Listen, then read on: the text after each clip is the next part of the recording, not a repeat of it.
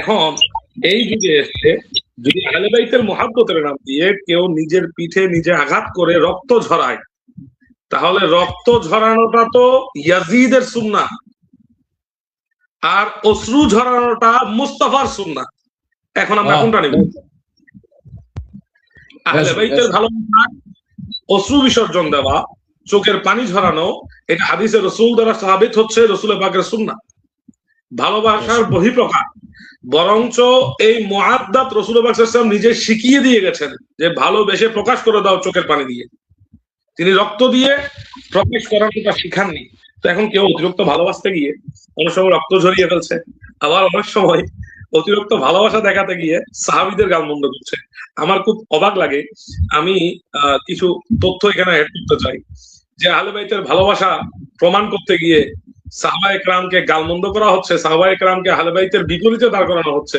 সেই সাহাবায়ে কেরামদের মধ্যে হযরত ইমাম আবু হুরায়রা রাদিয়াল্লাহু তাআলা আনহু, যিনি হযরত ইমামে হুসাইন রাদিয়াল্লাহু তাআলা আনহুকে দেখলে দাঁড়িয়ে যেতেন, বসা থেকে দাঁড়িয়ে যেতেন, এবং ইমামে হুসাইন রাদিয়াল্লাহু তাআলা আনহুকে বলতেন, আপনাকে কোন কোন জায়গায় আমার দয়াল নবী মুস্তাফা চুমু দিয়েছেন আমাকে একটু দেখিয়ে দেন। এবং একটা রাওয়ায়াতে পাওয়া যায় হযরত ইমামে হুসাইন রাদিয়াল্লাহু আনহু নবী মুবারকের জায়গাটুকু দেখিয়ে দিয়েছেন যেখানে সাইয়েদনা ইমাম আবু হুরায়রা রাদিয়াল্লাহু আনহু চুমু দিয়েছেন। যতবারই দেখা হতো জিজ্ঞেস করতেন, আমার প্রিয় নবী কোন জায়গায় আপনাকে চুমু দিয়েছে দেখিয়ে দেন, আমি একটু চুমু দেব। আবার এই সাহাবীদের ব্যাপারে যদি বলতে যাই, হযরতে আবু আইয়ুব আনসারী রাদিয়াল্লাহু তাআলা আনহু, তিনার ব্যাপারে একটা ঘটনা পাওয়া যায় যে তিনি সাইয়েদনা ইমাম হুসাইন রাদিয়াল্লাহু আনহুর চেহারায় আনোয়ার, চেহারা শরীফের সাথে নিজের চেহারা লাগিয়ে কাঁদছিলেন, ক্রন্দন করছিলেন। মারওয়ান বিন হাকিম জিজ্ঞেস করছেন, তুমি কি করছো, তুমি এটা কি করছো? হযরতে আবু আইয়ুব আনসারী, যার ঘরে রাসূলুল্লাহ সর্বপ্রথম উঠেছেন, সে আবু আইয়ুব আনসারী রাদিয়াল্লাহু আনহু বলছেন, না আমি কোন পাথরের কাছে আসিনি, আমি মুস্তাফার আহলের কাছে এসেছি, আমি মুস্তাফার কাছে এসেছি। তার মানে ইমামে হুসাইন আহলে বাইতকে, তিনি আহলে বাইতের স্মরণকে মুস্তাফার স্মরণ বলেছেন, মুস্তাফার স্মরণ হিসেবে মেনে নিয়েছেন। সিদ্দিক আকবর ইমামে হুসাইন রাদিয়াল্লাহু আনহুকে বলেছেন যে আপনার চেহারায় আনোয়ার হুবহু রাসূল করিম সাল্লাল্লাহু আলাইহি কায়নাতের মতো, আপনাকে দেখলে রাসূল করিম সাল্লাল্লাহু আলাইহি কায়নাতের খেয়াল আমার হয়। তার মানে আহলে বাইতের আয়নাতে, আহলে বাইতের গ্লাসে, আহলে বাইতের ফ্রেমের মধ্যে রাসূল করিমকে খুঁজে নেওয়া, এটা সিদ্দিক আকবরের একটা আকীদা। এখন যদি ফারুক আযমের আকীদাও সেই, ওসমান গনির আকীদাও সেই, ওসমান গনি রাদিয়াল্লাহু তাআলা আনহু যার খেলাফতের আমলের মধ্যে আহলে বাইতকে সর্বোচ্চ মর্যাদা দিয়েছেন, সাইয়েদনা আমির মুআবিয়া রাদিয়াল্লাহু তাআলা আনহু, তিনিও ইমামে হাসানুল মুজতাবা রাদিয়াল্লাহু তাআলা আনহুকে সর্বোচ্চ ইজ্জত ও আজমত দিয়েছেন। এখন যদি কেউ বলে সাহাবায়ে কেরাম আর আহলে বাইত একে অপরের দুশমন বা প্রতিদ্বন্দ্বী, তাহলে এটা কোনো অবস্থায় মেনে নেওয়া যায় না। আর সবচেয়ে বড় কথা, যেই তরিকতের ইমামের কথা বলা হচ্ছে, সমস্ত তরিকতের ইমামগণ যাকে ইমাম মেনেছেন, হুজুর গৌস পাক শাহী সাহেব বাগদাদ, সৈয়দনা শেখ সৈয়দ আবু মুহাম্মদ আব্দুল কাদের জিলানী রাদিয়াল্লাহু আনহু, তিনি গুনিয়াতুত তালিবিনের মধ্যে আহলে বাইত এবং সাহাবায়ে কেরামের যে বাব নির্মাণ করেছেন, সেখানে তিনি রাসূল করিম সাল্লাল্লাহু আলাইহি ওয়াসাল্লামের পবিত্র আহলে বাইতের প্রতি ভালোবাসা মুমিনের জন্য ওয়াজিব বলেছেন, মুমিনের জন্য আহলে বাইতের ভালোবাসা ওয়াজিব বলেছেন। এবং সাথে সাথে এই মুহাব্বত, আহলে বাইতের মুহাব্বতকে গৌস পাক বলছেন এটা রাসূল পাকের মুহাব্বতের অংশ, এটা রাসূল করিম সাল্লাল্লাহু আলাইহি ওয়াসাল্লামের মুহাব্বত। আমি একটু অ্যাড করতে চাই যদি সময় থাকে। সেটা হচ্ছে আমার ইকবাল মাসুমি সাহেব যে কোরআনুল কারীমের আয়াতে কারীমা তেলাওয়াত করেছেন, কুল আসআলুকুম আলাইহি আজরান ইল্লাল মাওয়াদ্দাতা ফিল কুরবা, এই আয়াতটুকু কিন্তু কোরআনুল সূরা এই 42 নম্বর সূরার মধ্যে এতগুলা আয়াত সংখ্যা, আল্লাহ এই আয়াতটা দিয়েছে 25 আয়াতে। এখানে 42 নম্বর সূরা, এতগুলো আয়াত থাকতে আল্লাহ রাব্বুল ইজ্জত এই আয়াতের জন্য আয়াত সংখ্যা দিয়েছেন 23, মানে রাসূল করিম সাল্লাল্লাহু আলাইহি ওয়াসাল্লাম এটাকে 23 নম্বর আয়াতে অ্যাড করেছেন। আপনি কথাটা বুঝেন, এই 23 এর সাথে কিন্তু রাসূল করিম সাল্লাল্লাহু আলাইহি কায়নাতের একটা বিশাল বড় সম্পর্ক আছে, এবং এই আয়াতের সাথে একটা সম্পর্ক আছে। কারণ এই আয়াতে বলা হচ্ছে আপনার 23 বছরের নবুয়তের জিন্দেগি 23 বছরের ওয়াহির জিন্দগি, 23 বছরের দাওয়াতের জিন্দগি, যদিও বা নবুতের জিন্দগি অনেক বেশি, আমরা এটা মানি, কিন্তু জাহেরি ভাবে 23 বছর কোরআন নাজিলের যে সময়টা, এই 23 বছরের আল্লাহর ওয়াহি নাজিলের যে বয়স, যে সময়, যে সংখ্যা, এই পুরো 23 বছরের সমস্ত দাওয়াতি কার্যক্রমের বদলা হিসাবে আপনি আহলে বাইতের প্রেমকে দাবি করেন। এটা ইসলামের অবিচ্ছেদ্য অংশ বানিয়ে দিয়েছে। এই 23-এর অবস্থান এত বেশি গুরুত্বপূর্ণ যে পুরো ইসলামটাই এই 23-এর উপর ডিপেন্ড করে। এই 23-এর উপর ডিপেন্ড করে। এই 23 বছরের সাথে 23-এর আয়াতের সাথে আহলে বাইতের মুহাব্বতকে ওয়াজিব করেছেন 23 আয়াত। আসসালামু আলাইকুম ওয়া রাহমাতুল্লাহি ওয়া বারাকাতুহু। আলহামদুলিল্লাহ ওয়া শুকরুলিল্লাহ, আজকা সালাতি ওয়া সালামু আলা হাবিবিল্লাহ ওয়া আলা আলিহি ওয়া সাহবিহি আজমাইন। ইন্নাল্লাহা ওয়া মালাইকাতাহু ইউসাল্লুনা আলান নবী ইয়া আইয়ুহাল্লাযীনা আমানু সাল্লু আলাইহি ওয়া সাল্লিমু তাসলিমা। اللهم صل على سيدنا مولانا محمد نور الانوار وسر الاسرار واسد الابرار واله وسلم. صلاة والسلام عليك سيدي يا رسول الله وعلى آلك وصحابك يا حبيب الله. اللهم صل وسلم وبارك عليه. এই উপস্থিতি দেশে বিদেশে দূরে কাছে যে যেখান থেকেই আজকে আমাদের এমডিএস 5 টিভির পক্ষ থেকে আয়োজিত সামনে আহলে বাইত প্রোগ্রাম দেখছেন, সকলকে জানাই আন্তরিক শুভেচ্ছা অভিনন্দন। পাশাপাশি আমাদের আজকে এমডিএস 5 টিভির অনুষ্ঠানের আলোচনা করার জন্য উপস্থিত হয়েছেন চট্টগ্রাম জেলাধীন পটিয়া থানার ঐতিহ্যবাহী সাতগাছিয়া দরবার শরীফের সাহেবে সজ্জাদা নশীন, পীরে তরিকত, রাহনুমায়ে শরিয়ত, মুজাহিদে মিল্লাত, মুফতি আহলে সুন্নাত, আওলাদ রসুল হুজুর আল্লামা মাওলানা শেখ সৈয়দ আবুল মুজতবা হুজ্জাতুল মুবাল্লিগ সুলতানপুরি মাদ্দাজিল্লাহুল আলী বারাকাল্লাহু ফি হায়াতি। পাশাপাশি আমাদের সাথে উপস্থিত আছেন আমাদের স্নেহের আজিজ মুফতি ইকবাল রেজা মাসুমি। আপনারা যারা আমাদের লাইভ দেখবেন সকলকেই আমি বলবো, আপনারা লাইভ দেখলেই হবে না, সুন্নিয়াতের খেদমতের সাথে আপনারা লাইভ দেখবেন, লাইক করবেন, কমেন্ট করবেন, পাশাপাশি শেয়ার করে সকলকে দেখার সুযোগ করে দিবেন। তো আমাদের আলোচনার আজকের বিষয়বস্তু আমরা না বাড়াই ভূমিকায় না গিয়ে আলোচনার বিষয়বস্তু হচ্ছে শানে আহলে বাইত, পাশাপাশি শহাদায়ে কারবালা। শানে আহলে বাইত, আমি প্রথমেই ইকবাল রেজা মাসুমিকে বলবো 5 মিনিট কোরআনুল কারীম থেকে আহলে বাইতের শান, ইজ্জত, হুরমত, আজমত, আহলে বাইতের শানে আল্লাহ কি বলেছে, আমি মুফতি ইকবাল রেজা মাসুমিকে বলবো 5 মিনিট আলোচনা করার জন্য।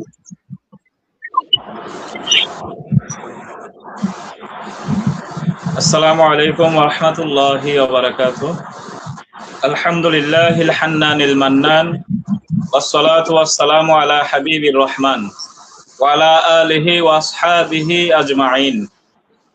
ওয়া ক্বালা আল্লাহু তাআলা ফি শানি হাবিবিহি কুল লা আসআলুকুম আলাইহি আজরান ইল্লাল মাওয়াদ্দাতা ফিল কুরবা।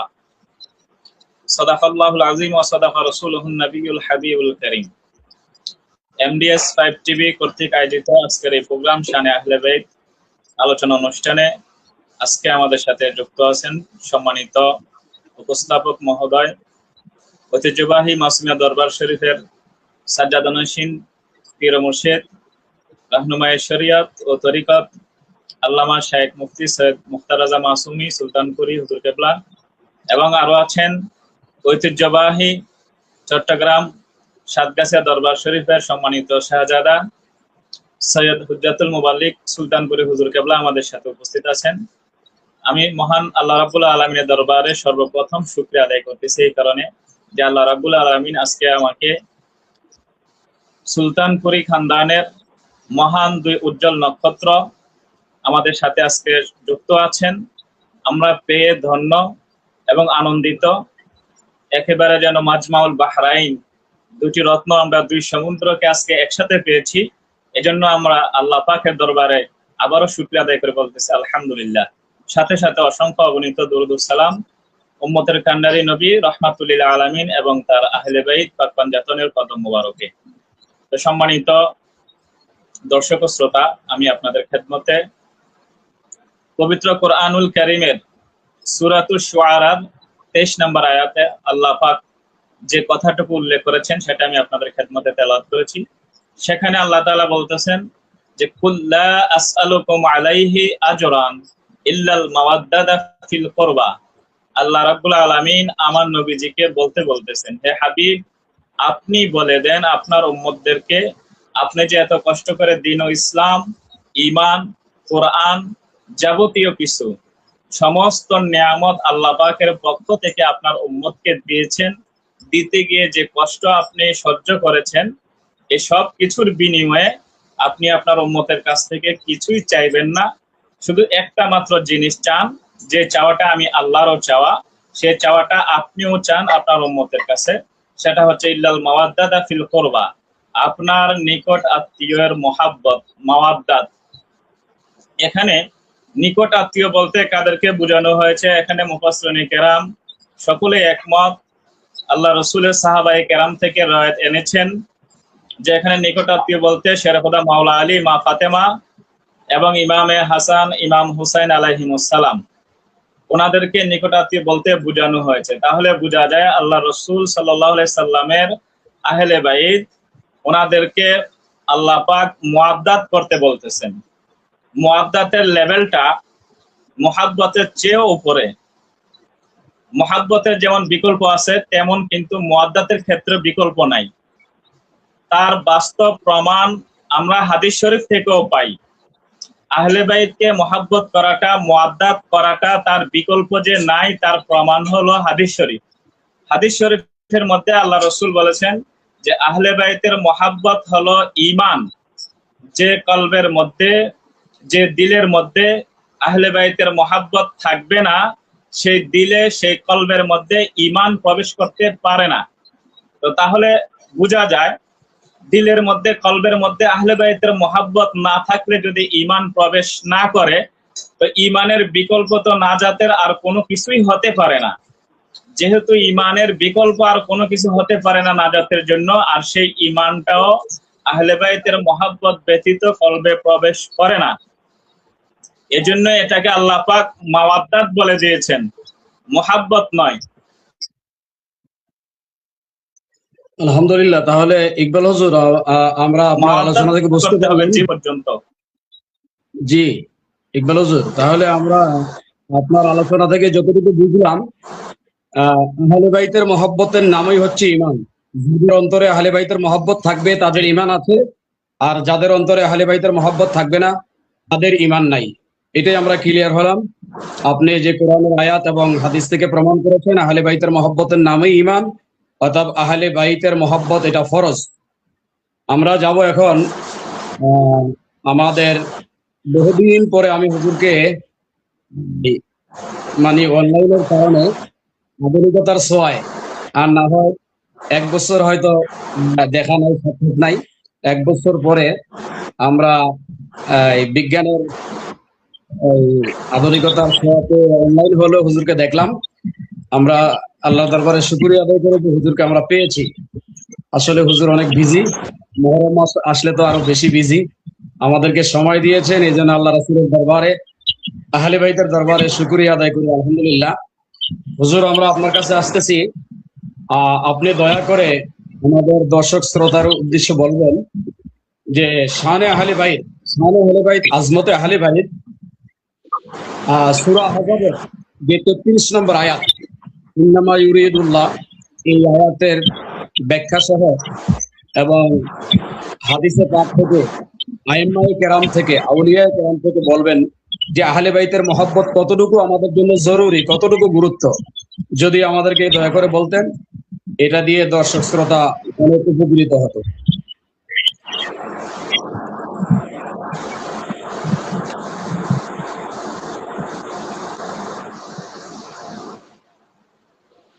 হুজুর সাউন্ড, জি।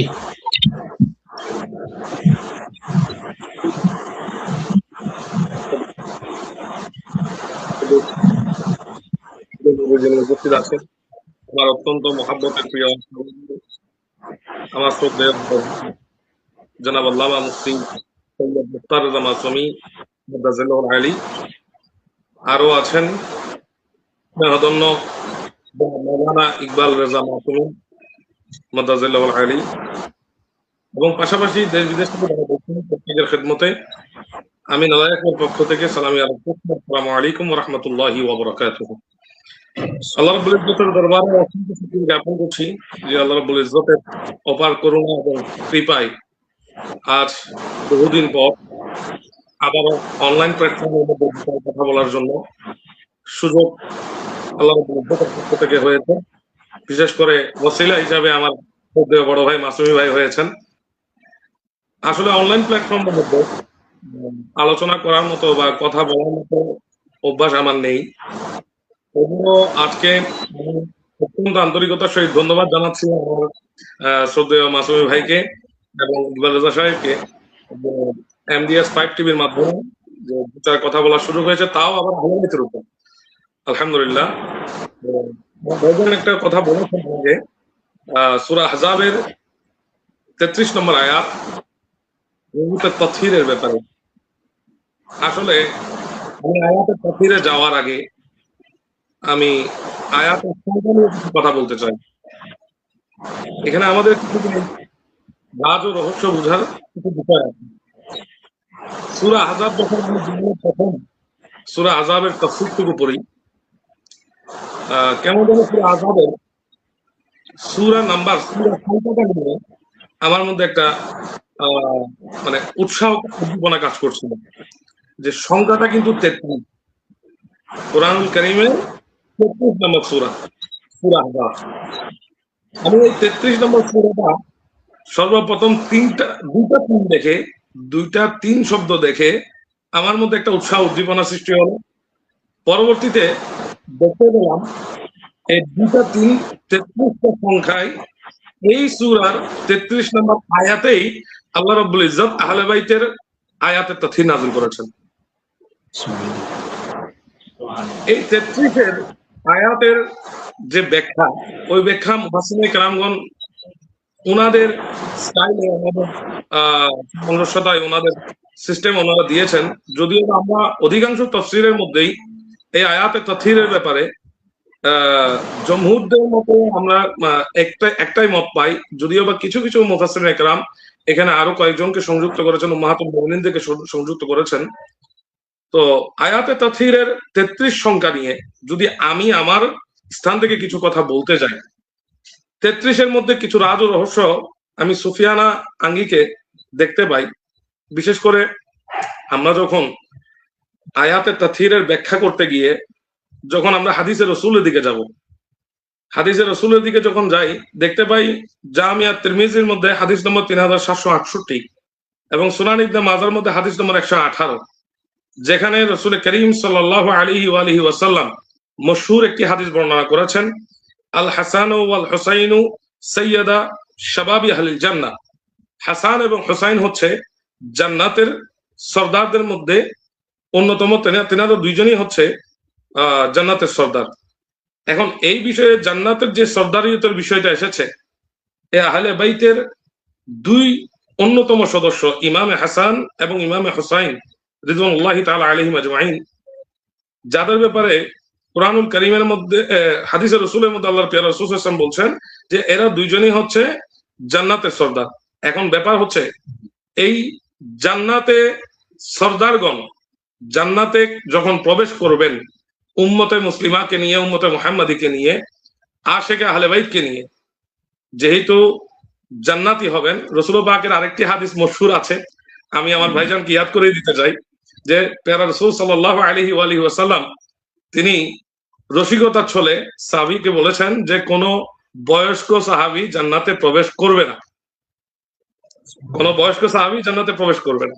এখন জান্নাতে আমরা কোন বয়সে আমরা ঢুকবো?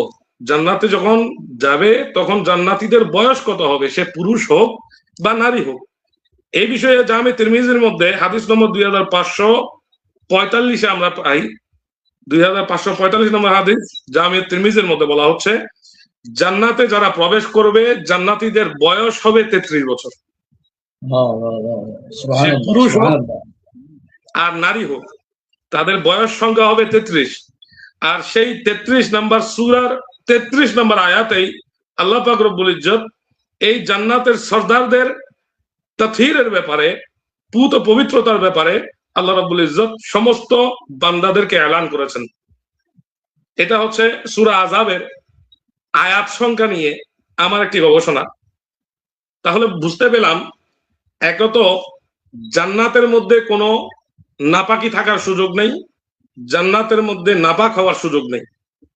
তাহলে আয়াতের তাথহীরের এই পুত পবিত্রতা, জান্নাতের সর্দারের যে শান ও আজমত বর্ণনা করছেন, যে জান্নাতের মধ্যে শুধুমাত্র অপবিত্রতা থাকবে না তা নয়, দুনিয়ার জমিনে যারা জান্নাতের সর্দার তারা দুনিয়াতেও পবিত্র, আখেরাও পবিত্র। সুবহানাল্লাহ। এই জান্নাতের দুই সর্দার হাসান এবং হুসাইন যারা জান্নাতের সর্দার হবেন, এই দুইজনের মাতা যিনি, গর্ভধারিণী যিনি, তিনি কিন্তু জান্নাতের সমস্ত নারীদের সর্দার। সুবহানাল্লাহ, সুবহানাল্লাহ। এই নারীদের সর্দারিনী যিনি জান্নাতের মধ্যে সমস্ত নারীদের সর্দারিনী হিসেবে থাকবেন, যার ব্যাপারে আল্লাহর প্যারা রাসূল সাল্লাল্লাহু আলাইহি ওয়া আলিহি ওয়াসাল্লাম যিনি ইরশাদ করেছেন, যে হাদিসখানা আমরা হযরত ইবনে আব্বাস রাদিয়াল্লাহু তাআলা আনহুর বর্ণনাতে পাই, যে আল্লাহর প্যারা রাসূল সাল্লাল্লাহু আলাইহি ওয়াসাল্লাম বলছেন, আমার ফাতেমা ইনসানের মধ্যে, মানব আকৃতির মধ্যে একজন হুর। সুবহানাল্লাহ, সুবহানাল্লাহ। ফাতেমার ব্যাপারে রাসূল কারীম সাল্লাল্লাহু আলাইহি ওয়াসাল্লাম বলছেন যে আমার ফাতেমা মানব আকৃতিতে, এই মানব জগতে মানবের রূপে সে একজন হুর। সে কিন্তু পূর্ণ মানুষ নয়, সে মানুষের রূপে একজন হুর। তার খাসিয়ত কি, তার মর্যাদা কি? তার মর্যাদা হচ্ছে লাম তাহিদ, তিনি কি হননি, কখনো হায়েস অবস্থান হননি, ওয়ালা তাতমিত, এবং তিনি কখনো অপবিত্র হননি। যিনি বাচ্চা জন্ম দেওয়ার পরেও সালাতে দাঁড়িয়েছেন, যার জীবনীতে পাওয়া যায়, যার ব্যাপারে আমরা জানতে পারি যিনি জীবনে কখনো কোন নারী, প্রত্যেকের মা বোন আছে, মা বোনদের যে একটা অসুস্থতা, আল্লাহ রাব্বুল ইজ্জত ফাতেমা আয-জাহরা রাদিয়াল্লাহু তাআলা আনহা, যাকে আমরা বতুল বলে চিনি, আল্লাহর প্রিয় রাসূল সাল্লাল্লাহু আলাইহি কায়নাতের কলিজা, নূরানি কলিজার টুকরা, তিনি কখনো অপবিত্র হননি, তাকে অপবিত্রতা ছুঁতে পারেনি। ইভেন কি তিনার দুই সন্তান ইমামে হাসানুল মুজতবা এবং ইমামে হুসাইনুল মুর্তদা, এই দুইজনকেও কখনো অপবিত্র হওয়ার সুযোগ নেই, যেহেতু এই তিনজন জান্নাতের পুরুষ এবং নারীদের সর্দার। এবং জান্নাতের বয়স সংখ্যার সাথে আয়াতের তাথহীরের আয়াত সংখ্যা এবং সূরা সংখ্যা আল্লাহ রাব্বুল ইজ্জত ইশারা করেছেন যে এই জান্নাতীদের অবস্থান এতটুকুতে যাবে যে তারা দুনিয়াতেও রিজিস মুক্ত থাকবেন, তারা দুনিয়াতেও কোনো অপবিত্রতার ছোঁয়ায় থাকবে না, আখিরাতেও কোনো অপবিত্রতার ছোঁয়া থাকবে না। এখন আমরা আসি যে আয়াতের তাথহীরের ব্যাপারটুকু আমরা পাই, যে আয়াতের তাথহীরের অংশের মধ্যে কারা কারা আছেন।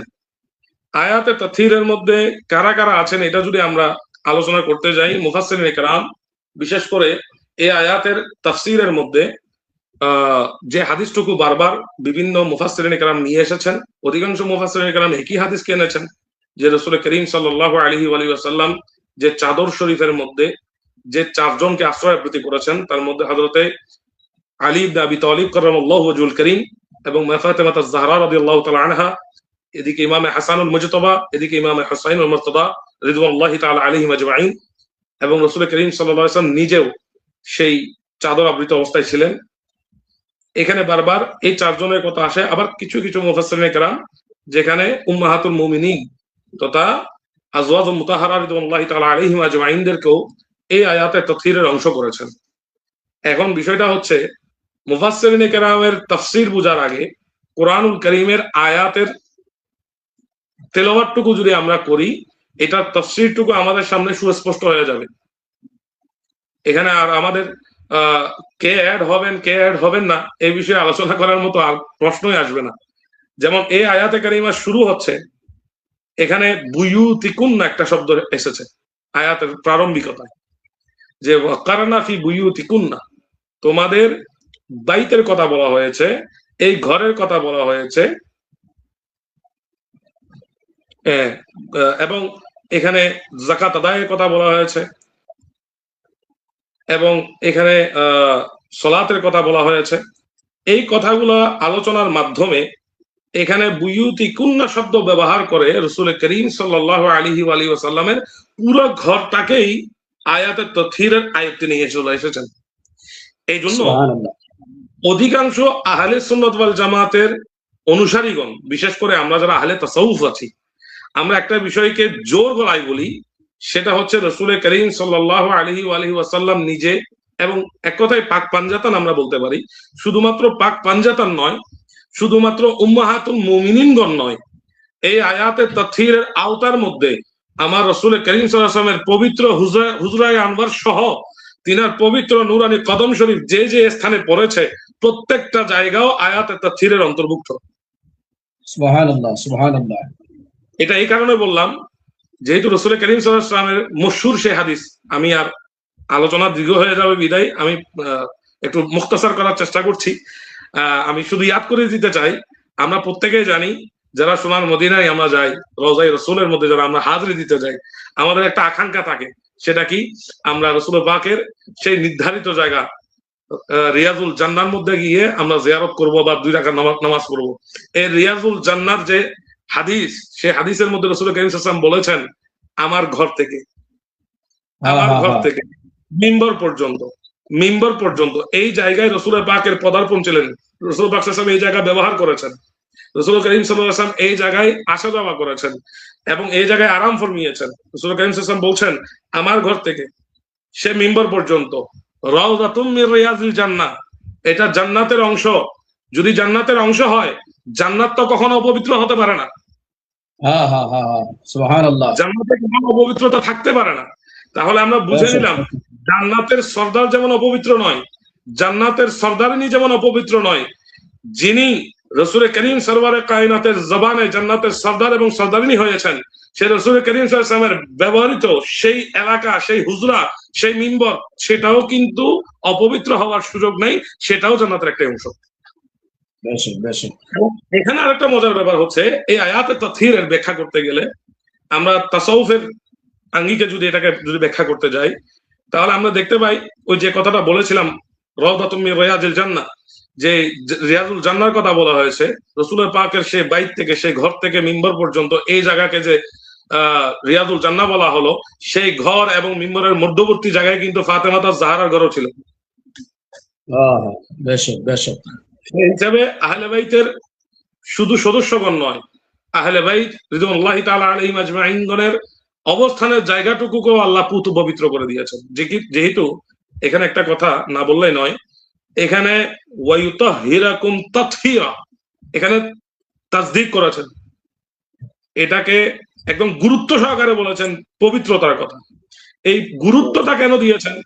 এটা গুরুত্বটা দেওয়ার পেছনে কারণ হচ্ছে, রাসূল করিম সাল্লাল্লাহু আলাইহি ওয়াসাল্লামের এই আওলাদগণ, এই আহলে বাইতগণ যেখানে পদার্পণ করবেন, সেটা পুত পবিত্র, কলব তো পুত পবিত্র আছেই, স্থানটাও পুত পবিত্র হয়ে যায় এবং সেটা জান্নাতের টুকরা হয়ে যায়। তো সেই হিসাবে আমরা যদি ধরে নেই এই আয়াতের তাফসীরের মধ্যে আম্মাজান কিবলা আলমগণ তথা উম্মাহাতুল মুমিনিন রিদওয়ানুল্লাহি তাআলা আলাইহিম আজমাইনগণ আছেন, তাহলে তাতে দোষণীয় কিছু হবে না, বরঞ্চ সেটা আহলে বাইতের মর্যাদা এবং ইজ্জতকে আরো বুলন্দ করবেন, কমানোর সুযোগ নেই। তারই পাশাপাশি আমার শ্রদ্ধেয় ইকবাল আজম মাসুমি সাহেব যে কোরআন শরীফের আয়াতটুকু আপনি তেলাওয়াত করেছেন, যে আয়াতের মধ্যে আল্লাহ রাব্বুল ইজ্জত আহকামুল হাকিমিন পরওয়ারদিগার আমাদের জন্য একটা মেসেজ দিয়েছেন রাসূল করিম সাল্লাল্লাহু আলাইহি কায়নাতের মাধ্যমে, যে বিসমিল্লাহির রহমানির রহিম কুল্লা আসআলুকুম আলাইহি আজরান ইলাল মাওয়াদ্দাতা ফি কুরবা।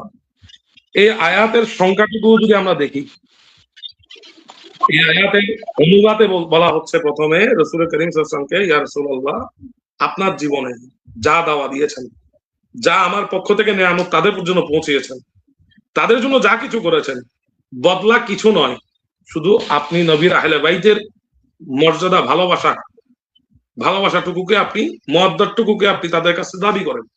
এখানে মুহাব্বত কি, মুআদ্দাত কি, দুই বিষয়। বর্তমান সময়ে আমি একটু সময় নিচ্ছি, সমস্যা হবে নাকি? ঠিক আছে, ঠিক আছে। বর্তমান সময়ে আমরা যারা আহলে সুন্নাত ওয়াল জামাত, আহলে সুন্নাত ওয়াল জামাতের মধ্যপন্থা যারা আমরা অবলম্বন করি, যারা না আছি বাড়াবাড়িতে, না আছি ফেলে দেওয়াতে, আমরা আজমতে সাহাবা এবং হুব্বে আহলে বাইত দুইটার উপর যারা আমরা নিজেকে দাঁড় করিয়েছি, নিজের অবস্থান, নিজের আকীদাকে পরিশুদ্ধ করেছি, পরিতৃপ্ত করেছি, যারা আহলে বাইতের নারা দিয়েও নিজের মনকে পরিতৃপ্ত করি, আবার আসহাবে কেরামের শান ও আজমত বলেও নিজের অন্তরকে পরিতৃপ্ত করি, ইমানকে মজবুত করি। আমরা যারা মধ্যপন্থা অবলম্বন করছি, আমরা ছাড়া আমরা এখন বর্তমানে অনেক সমস্যার মধ্যে পড়ে গেছি। বিশেষ করে যারা আমাদের আমামগণ আছেন, ওনারা বিভিন্ন প্রশ্নের সম্মুখীন হচ্ছেন। কেউ আহলে বাইতের আজমতকে এত বেশি বুলন্দ করতে গিয়ে এমন ভাবে উপস্থাপনা করেন যেন সাহাবায়ে কেরাম তাদের দুশমন ছিলেন। আবার কেউ আজমতে সাহাবা বলতে গিয়ে আহলে বাইতকে একদম বাদ দিয়ে দিচ্ছেন। কিন্তু আমরা কোনোটাতেই যেতে পারবো না, কারণ এখানে একটা বিষয় আছে। আমরা যারা আহলে বাইতকে ভালোবাসি, আহলে বাইতের ভালোবাসা যদি প্রকাশ করি, প্রকাশ করলে যদি আমাদেরকে ভুল বোঝা হয়, তাহলে এটা হবে এক ধরনের ভ্রষ্টতা। আবার কেউ যদি আহলে বাইতের ভালোবাসাকে প্রকাশ করেছে কিন্তু তার আকীদায় সমস্যা আছে, সাহাবায়ে কেরামের ব্যাপারে তার আকীদায় সমস্যা আছে, তাকে যদি আমরা অ্যাপ্রিশিয়েট করি, সেটাও হবে ভ্রষ্টতা। মূলত বিষয় হচ্ছে আসহাবে কেরামের আজমতের ব্যাপারে নিজের আকীদাকে পরিশুদ্ধ রেখে আহলে বাইতের ভালোবাসাটাকে প্রকাশ করতে পারা, এটাই হচ্ছে মূল আকীদা। কারণ এই কথাটা বলার পেছনে কারণ, এখানে যে কথাটা বলা হচ্ছে কুল্লা আসআলুকুম আলাইহি আজরান ইল্লাল মাওয়াদ্দাতা ফিল কুরবা, এখানে মুআদ্দাত শব্দ ব্যবহার করা হয়েছে, মুহাব্বত নয়। আপনি যে কথাটুকু বলেছিলেন, মুহাব্বত এক বিষয়, মুআদ্দাত এক বিষয়। আমি সংযুক্ত করতে চাই মাহবুব ইলাহি নিজামুদ্দিন আউলিয়াকে। হযরতে মাহবুব ইলাহি নিজামুদ্দিন আউলিয়া রাহমাতুল্লাহি আলাইহি, যিনি আপন পীর ও মুর্শিদের কাছে প্রশ্নের সম্মুখীন হয়েছিলেন, আপ মুহিব বনোগে ইয়া মেহবুব বনোগে, আপনি কি মুহিব হবেন নাকি মাহবুব হবেন? শেষমেশ তিনি মাহবুব হওয়াকে বেছে নিয়েছেন। আমি কথা মুখতাসারের জন্য বলছি। তো মুআদ্দাত এবং মুহাব্বতের মধ্যে পার্থক্য হচ্ছে, মুহাব্বত হচ্ছে ভালোবাসে অন্তরে ঢেকে রাখা, অন্তরে ধারণ করে বসে থাকা, এটার নাম মুহাব্বত। আর যে ব্যক্তি ঈমানকে ধারণ করে বসে থাকে, জাহের করে না, তাকে আমরা মুসলিম বলতে পারি না, মুসলমান বলতে পারি না। এখানে বুঝতে হবে, মুহাব্বত হচ্ছে অন্তরে ধারণ করা, ধারণ করে বসে থাকা। কিন্তু আল্লাহ মুহাব্বতের কথা বলেননি, আল্লাহ এখানে মুআদ্দাতের কথা বলেছেন। মুআদ্দাত মানে হচ্ছে মুহাব্বত করতে হবে, তাহা প্রকাশও করতে হবে, এটাকে ধরে বসে থাকলে হবে না। এই আহলে বাইতের মুহাব্বতকে প্রকাশ করতে হবে। এই জন্য আমরা যারা আহলে সুন্নাহ ওয়াল জামাতে বিশ্বাস করি, আমরা মুহাররামুল হারামের মধ্যে একদিন নয় 10 দিন ব্যাপী মাহফিলের মাধ্যমে আমরা শুহাদায়ে কারবালাকে স্মরণ করি। কেননা আহলে বাইতের স্মরণের ব্যাপারে, আহলে বাইতের স্মরণের ব্যাপারে রাসূল করিম সাল্লাল্লাহু আলাইহি ওয়াসাল্লাম বলছেন, একদম সহিহ হাদিস, একদম সহিহ হাদিস, যে আমি আহলে বাইতের ব্যাপারে, আমার আহলে বাইতের ব্যাপারে, আমি রাসূলের আহলে বাইতের ব্যাপারে আমি তোমাদেরকে আল্লাহ স্মরণ করে দিচ্ছি। উযাক্কিরুকুমুল্লাহ, আমি তোমাদেরকে আল্লাহ স্মরণ করিয়ে দিচ্ছি। আমার আহলে বাইতের ব্যাপারে তোমরা আল্লাহকে স্মরণ করো। কেননা রব্বুল ইজ্জত, কেন স্মরণ করবো আমরা রব্বুল ইজ্জতকে? এই হাদিসের প্রেক্ষাপট যদি আমরা বলতে যাই, তাহলে আরো অনেক কথা চলে আসে, যেখানে আল্লাহ প্রিয় রাসূল সাল্লাল্লাহু আলাইহি ওয়া আলিহি ওয়াসাল্লাম বারবার একবার নয় 3-3বার তিনি উল্লেখ করেছেন যে আমি আমার আহলে বাইতের ব্যাপারে, আমি আমার আহলে বাইতের ব্যাপারে তোমাদেরকে আল্লাহর স্মরণ করিয়ে দিচ্ছি। তোমরা আমার আহলে বাইতের স্মরণের ব্যাপারে আল্লাহকে ভয় করো, তোমরা আল্লাহর স্মরণটাকে মাথায় রাখো। এই কথাটা বলার পেছনে আমি আমার ক্ষুদ্র জ্ঞানে যা খুঁজে পেলাম, সেটা হচ্ছে আহলে বাইতের শান ও আজমত সম্পর্কে পৃথিবীর কেউ কিছু বলুক আর না বলুক, পৃথিবীর কেউ আহলে বাইতের জিকির করুক আর না করুক, আহলে বাইতের জিকির কোরআনুল কারীমে স্বয়ং লা ইলাহা ইল্লাল্লাহ করে দিয়েছেন। এইজন্য রাসূল করিম বলছেন, তোমরা আহলে বাইতের জিকিরের ব্যাপারে, স্মরণের ব্যাপারে তোমাদেরকে আমি আল্লাহকে স্মরণ করে দিচ্ছি, তোমরা আল্লাহকে স্মরণ করো। কেননা রব্বুল ইজ্জত আহকামুল হাকিমিন কোরআনুল কারীমে কুল্লা আসআলুকুম আলাইহি আজরান ইল্লাল মুওয়াদ্দাতা ফিল কুরবা, এখানে আল্লাহ বলেছেন, এটা দাবি দিয়েছেন, ওয়াজিব করেছেন যে আহলে বাইতের মুহাব্বতটুকু আমাদের জন্য ওয়াজিব হয়েছে। যার প্রেক্ষিতে আমরা যদি কথা বলতে যাই, শিফা শরীফের মধ্যে কাজী আয়াস রাহমাতুল্লাহি আলাইহি তিনি একটি ঘটনা উল্লেখ করেছেন, যেটা হযরত ইমাম সাখাভী রাহমাতুল্লাহি আলাইহি বর্ণনা করেছেন, যে হযরতে আব্দুল্লাহ ইবনে হাসানুল মুসান্নাহ রাদিয়াল্লাহু তাআলা আনহু, যিনি হযরতে ইমামে হাসান রাদিয়াল্লাহু তাআলা আনহুর নাতি ছিলেন। ইমামে হাসান রাদিয়াল্লাহু তাআলা একজন ছেলে, একজন সাহেবজাদা, যার নাম ইমামে হাসানুল মুসান্না রাদিয়াল্লাহু তাআলা আনহু। ওনার একজন সাহেবজাদা যার নাম হযরতে আব্দুল্লাহ রাদিয়াল্লাহু আনহু। ওনার আমলের মধ্যে খলিফা ছিলেন খলিফায়ে খামেস, যাকে পঞ্চম খলিফা বলা হয়, হযরত ওমর ইবনে আব্দুল আজিজ রাহমাতুল্লাহ আলাইহি। এই হযরতে ওমর ইবনে আব্দুল আজিজ খলিফা থাকা অবস্থায় হযরতে আব্দুল্লাহ রাহমাতুল্লাহ আলাইহি তিনার প্রয়োজনের তাগিদে তিনি গিয়েছেন খলিফার দরবারে। যেভাবে আমরা বর্তমানে বিভিন্ন চেয়ারম্যান, এমপি, মিনিস্টার, মন্ত্রী এদের কাছে আমরা যাই আমাদের বিভিন্ন সার্টিফিকেট বা বিভিন্ন কাজে, ঠিক তেমনি ভাবে হযরত ইমামে হাসান রাদিয়াল্লাহু তাআলা আনহুর নাতি, তত সময়ের ইমাম হযরত ইমাম আব্দুল্লাহ রাদিয়াল্লাহু তাআলা আনহু, তিনি গিয়েছেন খলিফা ওমর ইবনে আব্দুল আজিজের দরবারে কোন একটা কাজে। গিয়ে তিনি উপস্থিত হলেন, হযরত ওমর ইবনে আব্দুল আজিজের সাথে কথা বললেন। কথা বলার সাথে সাথে সেই কাজ করে দেওয়ার পর হযরত ওমর ইবনে আব্দুল আজিজ বলছেন, হুজুর আপনি আগামী থেকে আমার দরবারে আর আসবেন না। হযরত ওমর ইবনে আব্দুল আজিজ খলিফায়ে খামেস বলছেন, বলে আপনি আগামী থেকে আমার দরবারে আর আসবেন না, আমার খুব লজ্জাবোধ হয়। আপনার যদি কিছু প্রয়োজন হয় একটা চিঠি লেখে গোলাম দিয়ে পাঠিয়ে দিবেন বা কারো দিয়ে পাঠিয়ে দিবেন, খবরে দিয়ে, সাথে সাথে তাহা আমি আদায় করে দেব, সেই আপনার হুকুম আমি পালন করব। কিন্তু আপনি আমার দরওয়াজায় আসবেন না, যেখানে রাসূল করিম সাল্লাল্লাহু আলাইহি ওয়াসাল্লাম আপনাদের ইজ্জতের ব্যাপারে আল্লাহকে স্মরণ করিয়ে দিয়েছেন, আপনাদের ইজ্জতের ব্যাপারে আমাদের উপর আল্লাহ ওয়াজিব করে দিয়েছেন, সেখানে আপনাদের দুয়ারে আমরা গিয়ে দাঁড়াবো, আপনি আমাদের দুয়ারে নয়। সুবহানাল্লাহি ওয়া বিহামদিহি। হযরত ওমর ইবনে আব্দুল আজিজ খলিফায়ে খামেস, এখন কি এই আহলে বাইতের ভালোবাসার ব্যাপারে আমরা কি উনাগোশিয়ে রাখতে পারবো? ব্যাপারটা ওখানে নয়, ব্যাপারটা মুআদ্দিদের বেলায় আমরা ভালোবাসবো, প্রকাশ করব এবং নিজের আকীদাকে পরিশুদ্ধ করার জন্য আসহাবিকান নুজুম, সাহাবীদেরকে আসমানের তারকা সমতুল্য মেনে নেব। যাকে যার যতটুকু মর্যাদা তাকে ততটুকু মর্যাদায় রাখতে পারা, এটাই আহলে সুন্নাত ওয়াল জামাত। এই কারণে আমার শ্রদ্ধেয় ভাই হযরত শেখ সৈয়দ মুখতার মাসুদ মাদাজিল্লাহু আলী যে আয়াতের তাফসীরের ব্যাপারে বলেছেন, এই আয়াতের তাফসীরের অংশ হিসেবে আমি মনে করি আহলে সুন্নাত ওয়াল জামাতের অনুসারীগণ আমরা যদি এই আয়াতের তাফসীরের মধ্যে মাওলা আলী কারামাল্লাহু ওয়াজহুল কারীম, মা ফাতেমাতুজ জাহরা, ইমাম হাসান, ইমাম হুসাইন, ইনাদের পাশাপাশি উম্মাহাতুল মুমিনিন রিদওয়ানুল্লাহি তাআলা আলাইহিম আজমাইন গণকে যদি রাখি, তাতে আহলে বাইতের আজমতের কোনো ক্ষতি হবে না, আয়াতের তাফসীরের কোনো ক্ষতি হবে না, বরঞ্চ আয়াতের সাথে সাদৃশ্যপূর্ণ হয়ে পুরো উসুল পাকের ঘরানায় আয়াতের তাফসীরের অন্তর্ভুক্ত হবে। যেভাবে ইমাম আলা হযরত আজিমুল বরকত ইমাম আহমদ রযা ফাযিল বেরদভী রাহমাতুল্লাহ আলাইহি বলেছেন, তেরে নসলে পাক মে হাই বাচ্চা বাচ্চা নূর কা, তু হে আয়না নূর তেরা সব ঘরানা নূর কা। আশা করি আমার আলোচনাটুকু যদি ভুলভ্রান্তি হয় ক্ষমা করবেন। আলহামদুলিল্লাহ, আলহামদুলিল্লাহ, শুকরিল্লাহ। খুব চমৎকার আলোচনা করেছেন হুজুর কেবলা। আপনারা যারা শুনতেছেন আপনারা আশা করি শেয়ার করবেন। তো আমি হুজুরের কাছে আবার আসবো। আমি আমাদের মুফতি ইকবাল রেজা মাসুদের কাছে যাচ্ছি।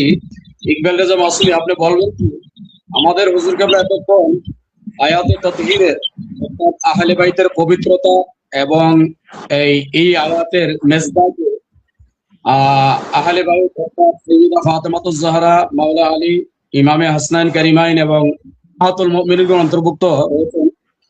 তো আমি আপনার কাছ থেকে এতটুকু জানতে চাচ্ছি যে আহলে বাইতের পবিত্রতা নিয়ে আয়াতে তাতহীর নাজিল হয়েছে, এর মধ্যে আহলে বাইতের শান, আজমত, মাকাম এখানে বুলন্দ করা হয়েছে। আমি আপনার কাছে জানতে চাচ্ছি, যেহেতু ওনাদের শানে আয়াতে তাতহীর নাজিল হয়েছে, এখন কেউ যদি এই আহলে বাইতের সদস্য মাওলা আলী, বিশেষ করে মাওলা আলী, ওনাদের সামনে কেউ অপবিত্রতা অথবা মহত্তমের তহমত দেয়, এটা কি কোনো সহিহ হাদিস দ্বারা প্রমাণ আছে কিনা বা কিরকম হয় এটা ওনাদের সামনে কথা বলা? যে শুকরান, এই ব্যাপারে আমি বলতে চাই হুজুর, কেহ যদি আয়াতে তাতহীর পাওয়ার পরেও আহলে বাইতকে, বিশেষ করে শেরখুদা মাওলা আলী, মা ফাতেমা, ইমামে হাসনাইন কারিমাইন বিশেষত ওনাদেরকে যদি কেহ এরকম অপবিত্রতার দিকে নিসবত করে, সাধারণত শেরেখুদা মাওলা আলী আলাইহিস সালামের ব্যাপারে যদি কেহ মদ পানের তহমত দিয়ে থাকে, নাউজুবিল্লাহ, আমি বলবো এটা শুধু আমার কথা না, সমস্ত আইমাই কেরামের কথা, যারা শেরেখুদা মাওলা আলী আলাইহিস সালামকে এই ধরনের জঘন্য নাপাকির দিকে নিসবত করবে, তারা সরাসরি আল্লাহ পাকের কোরআনুল কারীমের আয়াতের বিরুদ্ধে অবস্থান করলো। কেননা আয়াতে তাথহিরের মধ্যে যে বলা আছে যে আনকুমুর রিজসা, যে তাদেরকে রিজসুন থেকে আল্লাহ দূরে রেখেছেন। আর কোরআনুল কারীমের অন্য জায়গায় আল্লাহ পাক রিজসুন বলতে মদকে বুঝিয়েছেন। তাহলে কোরআন বিল কোরআন দ্বারা তাফসির হয়ে যায়, আল্লাহ পাক বিশেষত এই আহলে বাইত থেকে অবশ্যই এই মদ থেকে ওনাদেরকে পবিত্র রেখেছেন। এরপরও যদি কেহ শেরেখুদা মাওলা আলী আলাইহিস সালামের শান মানে এই মদ পানের তহমত দিয়ে থাকে, তারা সরাসরি আল্লাহ পাকের কোরআনুল কারীমের আয়াতের বিপরীতে অবস্থান করলো। এ হলো একটা জবাব। দ্বিতীয়ত জবাব, যে হাদিস শরীফের আলোকে ওনারা এই অপবাদটুকু দিতে চায়, সেখানেও হাদিস শরীফের গ্রহণযোগ্যতা নিয়ে অনেক প্রশ্ন রয়েছে। এটা তিরমিজি শরীফের রেওয়ায়েতে আসছে, সিয়াসিতের বিভিন্ন কিতাবে হাদিসটা যদিও আসছে, সেখানে বর্ণনাকারী নিয়ে অনেক কথা রয়েছে উসুলে হাদিসের আলোকে, আমি সেদিকে যাচ্ছি না। মূল কথা হচ্ছে এই হাদিসটা একটা মুত্তরিব হাদিস, আর মুত্তরিব হাদিস দিয়ে দলিল দেওয়া যায় না, সেটা দলিলযোগ্য নয়। হাদিস শরীফের উসুলবিদগণ আমাদেরকে এই মূলনীতি দিয়েছেন। দ্বিতীয়ত, তাহলে আমরা প্রথমত কোরআনে কারীম দ্বারাই আমরা প্রমাণ পেয়ে গেলাম আহলে বাইতকে এই ধরনের নাপাকির সাথে নিসবত করা যাবে না, যেহেতু আল্লাহ নিজে ওনাদেরকে পবিত্র করেছেন। যে জায়গায় আল্লাহ ওনাদেরকে পবিত্র করেছেন, সেখানে দুনিয়ার মানুষের কি সাধ্য আছে ওনাদেরকে নাপাকির দিকে নিসবত করা? এরপরও যদি করে থাকে, তাহলে তারা তাদের আহলে বাইতের প্রতি বিদ্বেষ পোষণ করলো, এছাড়া আর কি হতে পারে?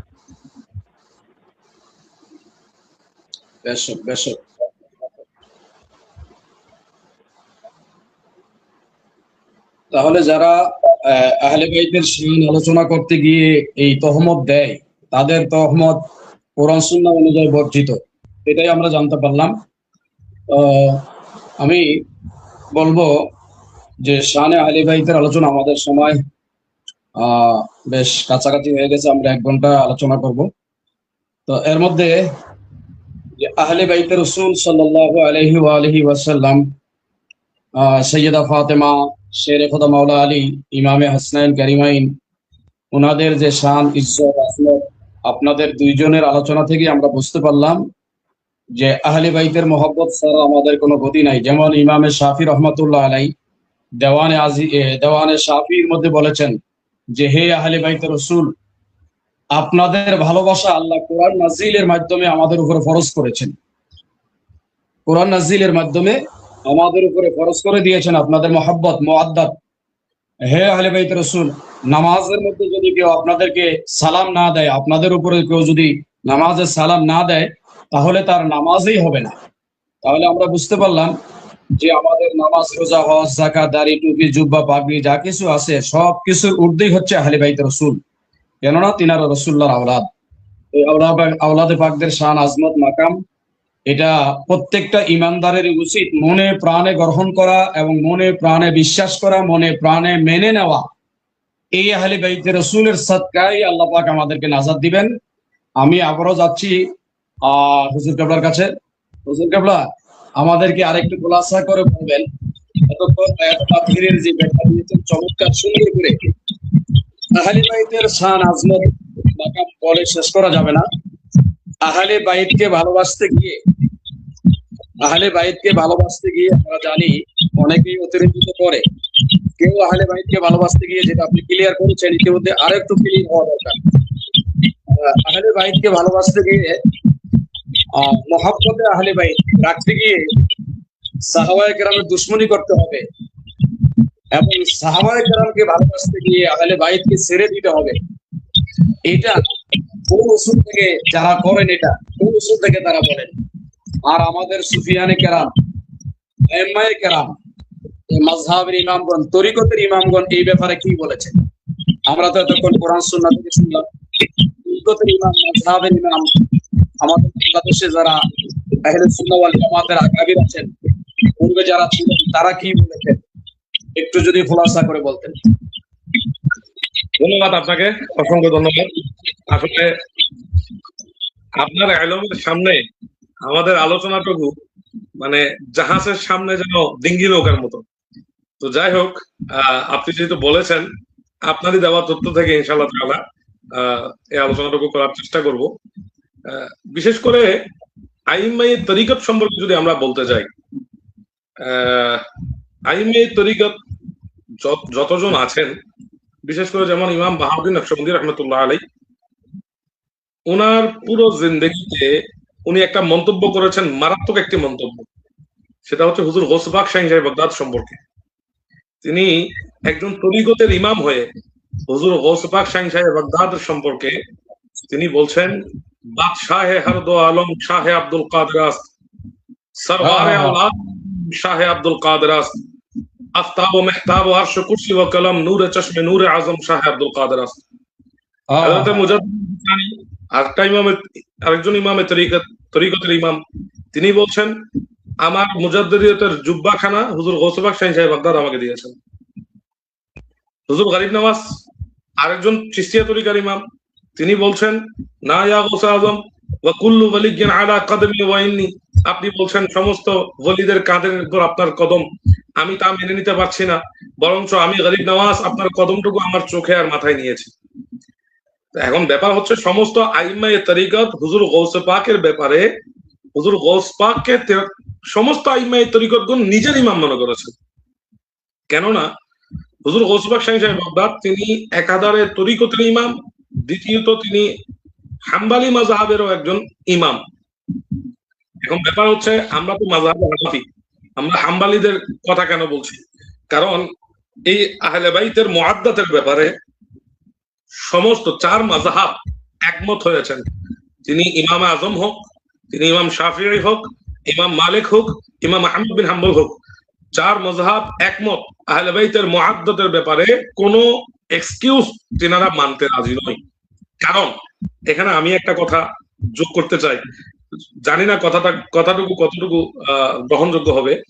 সেটা হচ্ছে, আমি যা মনে করি, হাদিসে পাকের মধ্যে আমরা পাই সহিহ মুসলিমের হাদিস, সৈয়দা উম্মে সালমা রাদিয়াল্লাহু তাআলা আনহা, যার এই হাদিস খানা যদি তারিখের কিতাব দিয়ে আমি বর্ণনা করতে যাই, তাহলে তারিখে দামেশকেল কবিরের মধ্যে এসেছে, ইবনে আসাকিরও বর্ণনা করেছেন, ইমাম সুয়ুতিও বর্ণনা করেছেন খাসাইসুল কুবরার মধ্যে, যেখানে উম্মে সালমার এই হাদিস খানা এসেছে, যেটা সহিহ মুসলিমও আছে, যেখানে বলা হচ্ছে রাসূল করিম সাল্লাল্লাহু আলাইহি ওয়াসাল্লামের কাছে জিবরিল আমিন এসেছেন এবং খবর দিয়েছে যে ইমামে হুসাইন ইরাকের জমিনের মধ্যে শহীদ হবেন।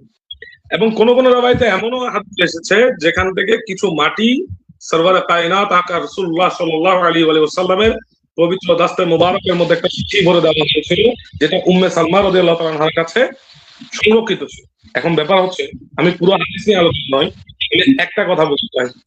রাসূল কারীম সাল্লাল্লাহু আলাইহি ওয়াসাল্লাম ইমামে হুসাইন রাদিয়াল্লাহু আনহুর শাহাদাতের ব্যাপারে খবর পেয়ে চোখে অশ্রু জড়িয়েছে, কেঁদেছেন। আর ইয়াজিদ কি করেছে? সেই কারবালার জমিনে রক্ত জড়িয়েছে।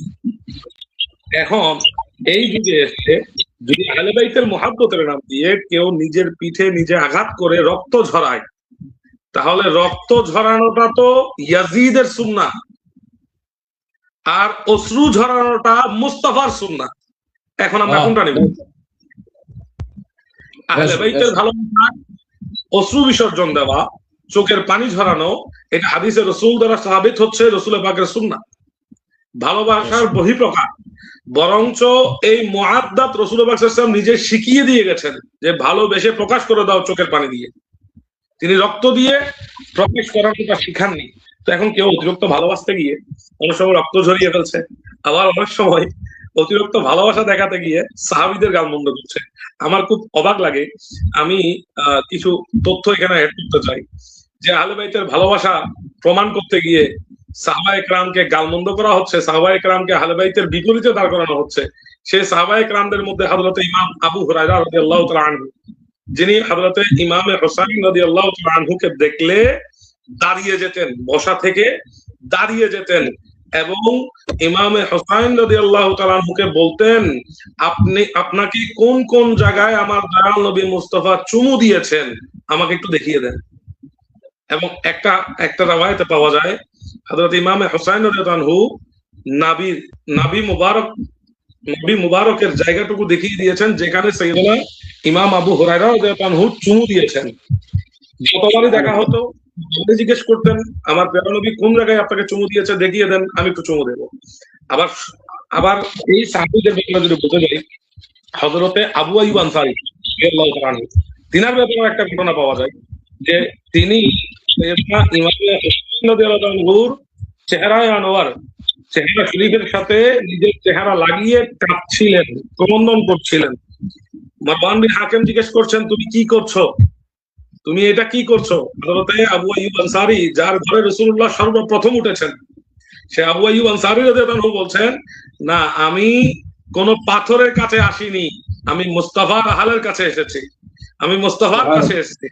তার মানে ইমামে হুসাইন আহলে বাইতকে, তিনি আহলে বাইতের স্মরণকে মুস্তাফার স্মরণ বলেছেন, মুস্তাফার স্মরণ হিসেবে মেনে নিয়েছেন। সিদ্দিক আকবর ইমামে হুসাইন রাদিয়াল্লাহু আনহুকে বলেছেন যে আপনার চেহারায় আনোয়ার হুবহু রাসূল করিম সাল্লাল্লাহু আলাইহি কায়নাতের মতো, আপনাকে দেখলে রাসূল করিম সাল্লাল্লাহু আলাইহি কায়নাতের খেয়াল আমার হয়। তার মানে আহলে বাইতের আয়নাতে, আহলে বাইতের গ্লাসে, আহলে বাইতের ফ্রেমের মধ্যে রাসূল করিমকে খুঁজে নেওয়া, এটা সিদ্দিক আকবরের একটা আকীদা।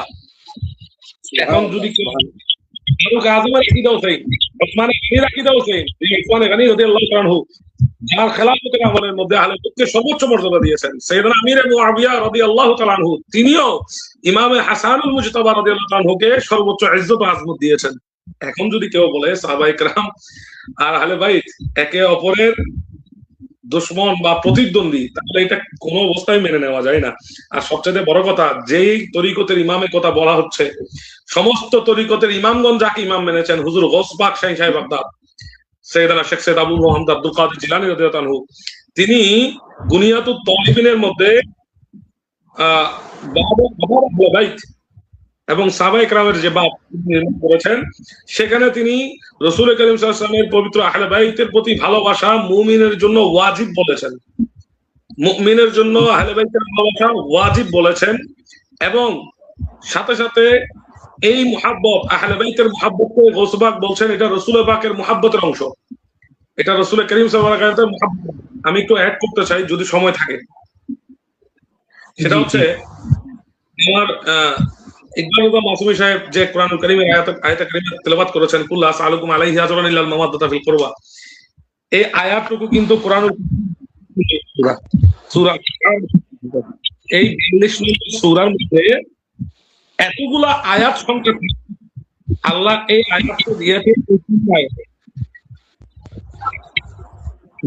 এখানে 42 নম্বর সূরা এতগুলো আয়াত থাকতে আল্লাহ রাব্বুল ইজ্জত এই আয়াতের জন্য আয়াত সংখ্যা দিয়েছেন 23, মানে রাসূল করিম সাল্লাল্লাহু আলাইহি ওয়াসাল্লাম এটাকে 23 নম্বর আয়াতে অ্যাড করেছেন। আপনি কথাটা বুঝেন, এই 23 এর সাথে কিন্তু রাসূল করিম সাল্লাল্লাহু আলাইহি কায়নাতের একটা বিশাল বড় সম্পর্ক আছে এবং এই আয়াতের সাথে একটা সম্পর্ক আছে। কারণ এই আয়াতে বলা হচ্ছে আপনার 23 বছরের নবুয়তের জিন্দেগি, 23 বছরের ওয়াহির জিন্দেগি, 23 বছরের দাওয়াতের জিন্দেগি, যদিও বা নবুয়তের জিন্দেগি অনেক বেশি, আমরা এটা মানি, কিন্তু জাহির ভাবে 23 বছর কোরআন নাজিলের যে সময়টা, এই 23 বছরের আল্লাহর ওয়াহি নাজিলের যে বয়স, যে সময়, যে সংখ্যা, এই পুরো 23 বছরের সমস্ত দাওয়াতি কার্যক্রমের বদলা হিসাবে আপনি আহলে বাইতের প্রেমকে দাবি করেন। এটা ইসলামের অবিচ্ছেদ্য অংশ বানিয়ে দিয়েছে। এই 23 অবস্থান এত বেশি গুরুত্বপূর্ণ যে পুরো ইসলামটাই এই 23 উপর ডিপেন্ড করে, এই 23 উপর ডিপেন্ড করে। এই 30 বছরের সাথে 23 আয়াতের সাথে আহলে বাইতের মুহাব্বতকে ওয়াজিব করেছেন 23 আয়াত। এখানে ব্যাপার হচ্ছে যত আইম্মায়ে কিরাম বলি, সুফিয়ানে কিরাম বলি, কোথায় বলি না, এরা প্রত্যেকেই আহলে বাইতের প্রেম ও ভালোবাসা মুআদ্দাতকে নিজের উপর ওয়াজিব করে নিয়েছেন। এবং এই মুহররমুল হারাম মাস, যদিও বা এই মুহররমুল হারাম মাসের মধ্যে অনেক ফাতোয়া চলে আসে যে ভালো কোনো শুভ কাজ করা যাবে, এতে কোনো বাধা নাই, এটা তো সত্য। কিন্তু সুফিয়ান একরাম এতটুকু ভালো বুঝতেন যে এই মুহাররম হারামের মধ্যে শুভ কাজই করেননি, খুব ভালো কাজই করেননি, কোনো আনন্দের কাজ। জি জি হুজুর, জি, এখন তো অনেকের আপত্তি এজিদকে কাফের বলা যাবে না, তাদের ব্যাপারে কি বলবেন? এখানে একটা ব্যাপার হচ্ছে সবকিছু তো আর ফতোয়া দিয়ে চলে না ভাই। এখন কিছু কিছু আকলের বিষয় আছে, কিছু কিছু আকলের বিষয় আছে, কারণ ফতোয়া 4টা ডিপার্টমেন্ট দিয়ে চলে, একটা কোরআন, একটা হাদিস, একটা ইজমা আর একটা কিয়াস। এখন যাদের কিয়াসে সমস্যা আছে তারা যদি কাফেরের বিরোধিতা করে, কুফরির বিরোধিতা করে, তারা যদি মনে করে আহলে বাইতকে মেরে ফেলা, আহলে বাইতকে কতল করা এটা কুফরি নয়, আহলে বাইতের প্রতি বিদ্বেষ পোষণ করা কুফরি নয়, তাহলে তার কাছে তো ইমানই নাই। আর যার কাছে ইমানই নাই তার ব্যাপারে আপনি কাফের আর মুশরিক কি বলবো, কিছু বলার তো নাই। কারণ আমরা তো জানি আহলে বাইতের প্রেম ও ভালোবাসা হচ্ছে ইমানের অবিচ্ছেদ্য অংশ। তাহলে যেখানে ওই ইমানের একটি অবিচ্ছেদ্য অংশ কেটে ফেলা হয়, যেটা নামাজের চাইতে গুরুত্বপূর্ণ বিষয়, সে আহলে বাইতের প্রেমের বিষয়কে যদি কেটে ফেলা হয়, সেখানে ইমান থাকে কোথায়? কাফের তো আর বলা লাগে না। ইমান যদি নাই থাকে তাকে আপনি কাফের আর মুসলমান বলবেন কি? আপনি তো বলছেন কাফের বিষয়ে ভাইজান, আমি তো এমনও কথা শুনেছি যে ইয়াজিদ নাকি অনেক বড় বুজুর্গ ছিলেন, সে অনেক নামাজ দোয়া পড়তেন, ডেইলি 100 রাকাত নাকি নামাজ পড়তেন। তো আমি কথায় কথায় উঠলো, আমিও বললাম ঠিক আছে, ইয়াজিদ যতই ইবাদত করুক শয়তানের চাইতে বেশি করেনি। এখন যারা এজিদকে মুমিন মনে করে, কাফের মনে করেন না, মুমিন মনে করে যারা চলে এজিদকে, তারা মুমিন থাকে কিনা? এখানে একটা বিষয় হচ্ছে ভাইজান, এখানে আমি তো আসলে আপনার চাইতে বেশি ফতোয়া বাদিতে বেশি এক্সপার্ট হবো না, তবে এইটুকু আমি বলতে পারি আমার আকলে, সেটা হচ্ছে এখানে দুইটা বিষয় আমি অ্যাড করব। ফতোয়াটা দুই রকম বলবো। একরকম হচ্ছে যারা বুঝে শুনে কাফের মানে না, তাদের ব্যাপারে ফায়সালা আপনি দিবেন। আর যারা না বুঝে কাফের মানে না, তাদের ব্যাপারে ফায়সালা আমি দিচ্ছি। যারা না বুঝে কাফের মানে না, তাদের এখন উচিত আগে আহলে বাইতের মর্যাদা সম্পর্কে জানা, আহলে বাইতের অবস্থান সম্পর্কে জানা, তারপর ফয়সালা করা। কারণ আহলে বাইতকে যদি আমরা এতটুকু মনে করি যে আহলে বাইত মানে নবীর সন্তান, নবীর ওলাদ পর্যন্ত, আমাদের এখন তো একটা ট্রেন চলছে, এখন একটা ট্রেন চলছে কি আলেমের ছেলেকে আলেম হতে হবে, পীরের ছেলেকে পীর হতে হবে। বাবা, এটা আমাদের ব্যাপারে চলবে, কিন্তু সেটা আহলে বাইতের ব্যাপারে চলবে না। আফসোস কারণ আমাদের জন্য। কারণ আমি একটা জিনিসে বিশ্বাস করি, জানি না এই কথাটুকু কতটুকু গ্রহণযোগ্য হচ্ছে, আমি দর্শক শ্রোতার কাছে মাপ চেয়ে নিচ্ছি, বিশেষ করে আমার ভাইজানদের কাছে। জানি না আমার কথাটুকু কতটুকু গ্রহণযোগ্য হবে। আমি এইটুকু ভালো করে বলতে পারি, আসহাবে কেরামের ব্যাপারে জাররা পরিমাণ কোনো বিদ্বেষ আমার অন্তরে নেই। তাহলে আসহাবে কেরামের আজমতের ব্যাপারে পরিপূর্ণ অবস্থান থেকে আমি হুজ্জাতুল মুবাল্লিগ বলছি যে আমি মনে করি যদি সাহাবি কি জিনিস এবং আহলে বাইত কি জিনিস এটা সহজ ভাষায় বলতে যাই, তাহলে আমার একটা ভাষা আসে, সেটা হচ্ছে সাহাবি হচ্ছে ওনারা যারা রাসূল করিম সাল্লাল্লাহু আলাইহি ওয়াসাল্লামের সাথে কাঁধে কাঁধ মিলিয়ে চলেছেন, সঙ্গ দিয়েছেন, যারা রাসূল করিম সাল্লাল্লাহু আলাইহি ওয়াসাল্লামের সাথে কাঁধে কাঁধ মিলিয়ে সঙ্গী হয়েছেন, সঙ্গ দিয়েছেন, এবং ইমানের চোখে, ইমানের সাথে এবং ইশকের সাথে রাসূল করিম সাল্লাল্লাহু আলাইহি ওয়াসাল্লামের সাথে কাঁধে কাঁধ মিলিয়ে চলেছেন, তারা সাহাবী। আর যারা রাসূল পাক সাল্লাল্লাহু আলাইহি ওয়াসাল্লামের কাঁধের উপর চড়েছেন তারা আহলে বাইত। সুবহানাল্লাহ, সুবহানাল্লাহ। এক কথায় আহলে বাইত হচ্ছে জাতে রাসূল, আর সাহাবায়ে কেরাম হচ্ছে সিফাতে রাসূল। সাহাবায়ে কেরাম গুণাবলী অর্জন করেছেন রাসূলুল্লাহ থেকে দেখে দেখে, আর আহলে বাইত স্বয়ং রাসূল পাকের জাত। জি। এখন ইয়াজিদের বিষয় যেটা, সেটা হচ্ছে ইয়াজিদের বিষয়ে যদি ইয়াজিদকে বাঁচাতে হয় তাহলে কেনানকেও বাঁচিয়ে নিতে হবে। সেটাই, ইয়াজিদকে বাঁচাতে গেলে কেনানকেও বাঁচিয়ে নিতে হবে। আল্লাহ পাক আমাদেরকে এই সমস্ত জেহালত থেকে হেফাজত করুক। আমরা মহব্বতে তাজিমে সাহাবা, আহলুস সুন্নাহ ওয়াল জামাতের ভারসাম্যপূর্ণ আকীদায় বেঁচে থাকতে চাই। এই পথে মতে আল্লাহ আমাদেরকে কবুল করুক। আমরা শেষ বেলায় ইকবাল হুজুরের কাছে যাব। এজিদকে কাফের বলা যাবে কিনা, আমাদের শাহজাদা হুজুর কেবলা কিন্তু বলেছেন, আপনি বলবেন এজিদকে কাফের বলা যাবে কিনা। আর যারা কাফের বলে না, মুমিন মনে করে, তাদের ব্যাপারে ফয়সালা কি আছে?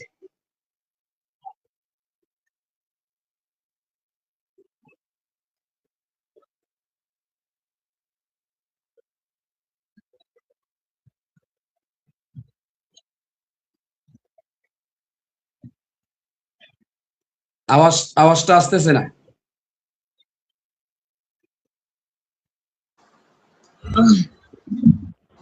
যে হুজুর, আমি বলতে চাচ্ছিলাম যে এখানে আমি তো ছোট, আপনারা আছেন সিনিয়র, আপনারা এই বিষয়ে যা ফয়সালা দিবেন সেটাই চূড়ান্ত।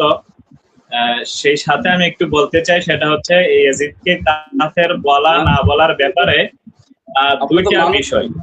যারা কাফের বলে না তার, জি আপনারা মানুষ তো ছোট, কিন্তু মুক্তি হিসাবে তো বড়।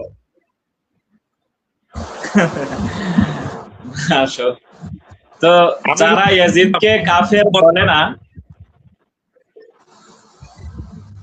তাদের একটা দলিল হচ্ছে এরকম যে ইয়াজিদের ব্যাপারে যে বর্ণনাগুলো আছে এগুলো সব খবরে ওয়াহেদ, আর খবরে ওয়াহেদ দ্বারা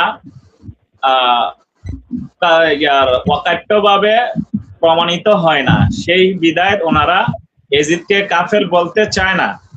এটা হচ্ছে ওনাদের ইস্তেদলাল। আর আমরা যারা ইয়াজিদকে কাফের বলার পক্ষে আছি, আমাদের পক্ষ বিভিন্ন ইমামগণের মতামত রয়েছে। বিভিন্ন ইমাম ইয়াজিদকে কাফের বলেছেন, বিশেষত ইমাম আহমদ ইবনে হাম্বল রাহমাতুল্লাহ আলাইহি ইয়াজিদকে কাফের বলেছেন। আর ইয়াজিদকে কাফের বলার পিছনে বিভিন্ন তাফসীর গ্রন্থের মধ্যে বিভিন্ন ব্যাখ্যা আসছে। এমনটাও বলা আছে যে ইয়াজিদ আল্লাহর রাসূল সাল্লাল্লাহু আলাইহি সাল্লামের রিসালাতে বিশ্বাসী ছিল না। ইয়াজিদ আল্লাহর রাসূলের রিসালাতের উপরে বিশ্বাসী ছিল না। যে ইয়াজিদ আল্লাহর রাসূল সাল্লাল্লাহু আলাইহি সাল্লামের রিসালাতের উপরে বিশ্বাসী ছিল না, এটা প্রমাণিত ইমামগণের মতামত দ্বারা। তো তাকে আমরা কাফের না বলে আর কি বলবো? এর চেয়ে যদি নিকৃষ্ট কোনো শব্দ থাকে, আমরা আহলে বাইতের মুহাব্বতের তাগিদে সেটাও বলতে প্রস্তুত আছি ইনশাআল্লাহ। মাশাআল্লাহ, মারহাবা।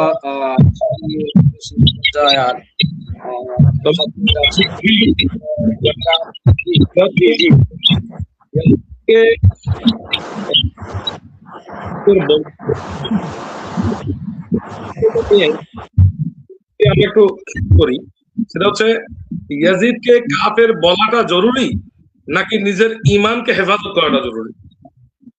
না, অবশ্যই নিজের ঈমান। ইয়াজিদকে যারা কাফের বলছে, কাফের ইয়াজিদকে বলতে হয় না। প্রত্যেকটা মানুষের কর্মই তার অবস্থান জানিয়ে দেয়।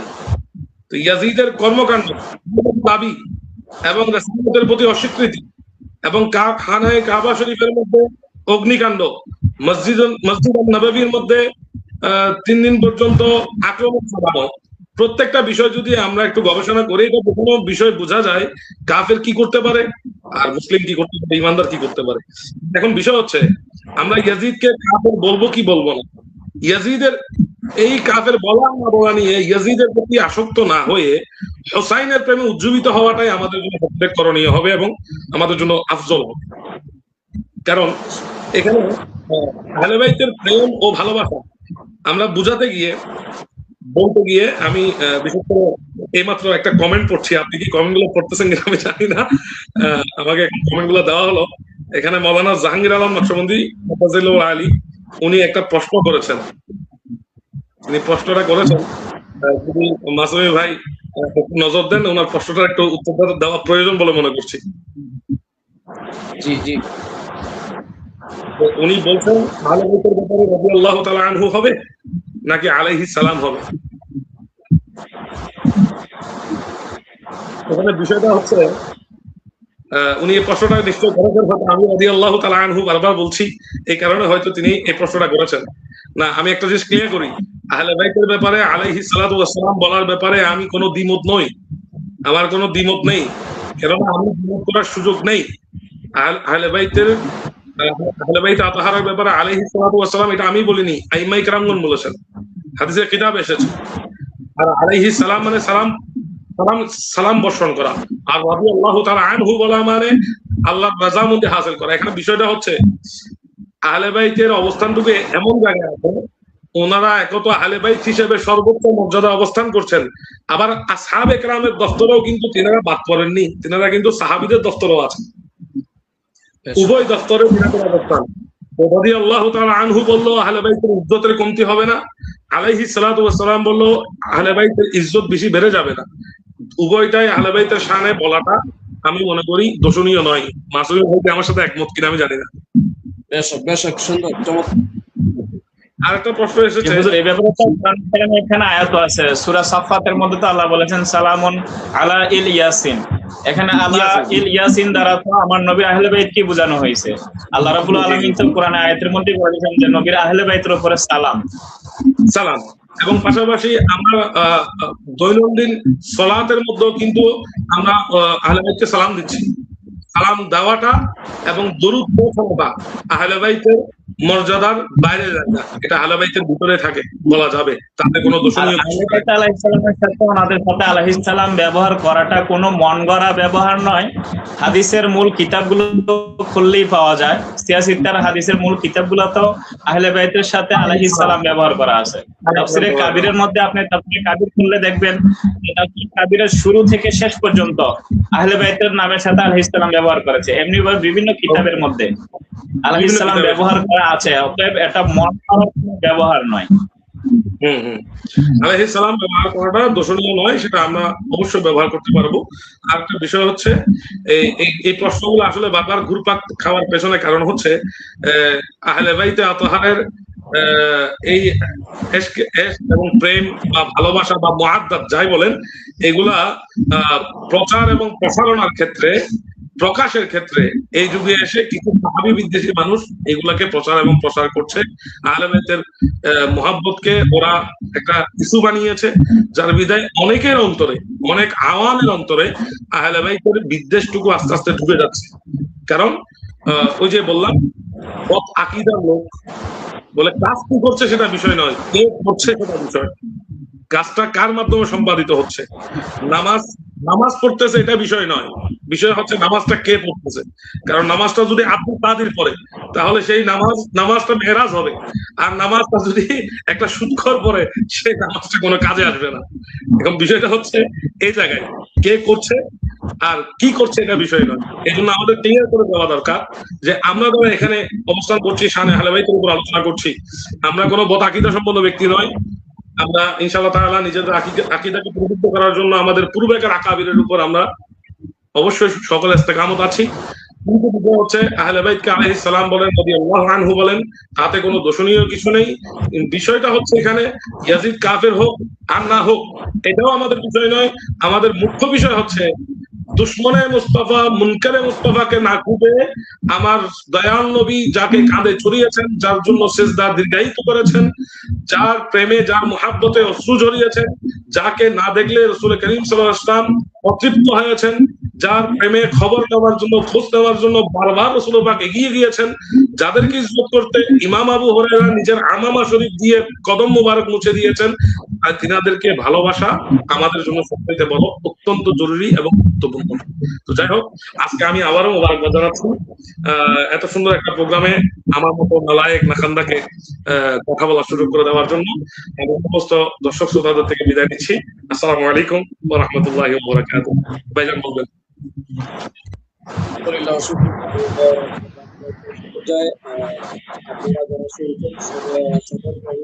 করার জন্য অনুরোধ করবো। আরেকটা হলো আমাদের এই মুহররমুল হারামের এই লাইভ প্রোগ্রাম চলবে, এক এক দিন এক এক জন ওলামায়ে কেরাম আসবেন, আলেম তারা অপেক্ষায় থাকবেন প্রতিদিন 10টায়। তো আমরা শুকরিয়া জানাই যে আমাদেরকে সময় দিচ্ছেন, শুকরিয়া পরিশোধ করা যাবে না। আমরা আশা করি দিনের মধ্যে যদি আরেকদিন আমাদেরকে সময় দেন, শুহাদায়ে কারবালা নিয়ে, সাহাবে কারবালা নিয়ে আলোচনা করবো, থেকে বাহির করে দেন তৃপ্ত কথা। ইনশাআল্লাহ ইনশাআল্লাহ 10 দিন ইনশাআল্লাহ। যেই দিন দিবেন ওই দিনই ইনশাআল্লাহ। ছিলেন সকলকে আহলে বাইতকে মহব্বত করুন। আমাদের শাহজাদা বলেছেন আমরা ভিন্ন পথে না হেঁটে আমরা আহলে বাইতের মহব্বত ধারণ করি, আল্লাহর মহব্বত ধারণ করি, আমাদের জন্য কাফি যথেষ্ট। আমরা ভিন্ন পথে না হাঁটি, আহলে সুন্নাহ পথমত সেটা গ্রহণ করে সুফিয়ান আকাবিরের যে পথমত সেই পথমতে আমরা থাকতে চেষ্টা করি। আল্লাহ পাক আমাদেরকে এই পথে নাজাত রেখেছেন, এর বাহিরে কষ্টতা আমরা গ্রহণ করি, আমাদেরকে এই পথমতে গ্রহণ করি।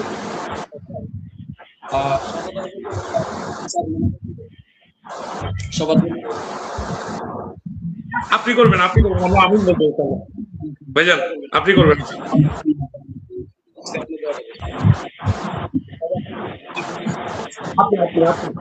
আমরা আমিন বলবো ইনশাআল্লাহ। আমিন বলবো। আমিন আমিন। আপনি প্লিজ আপনি দোয়া করেন। اللهم امين.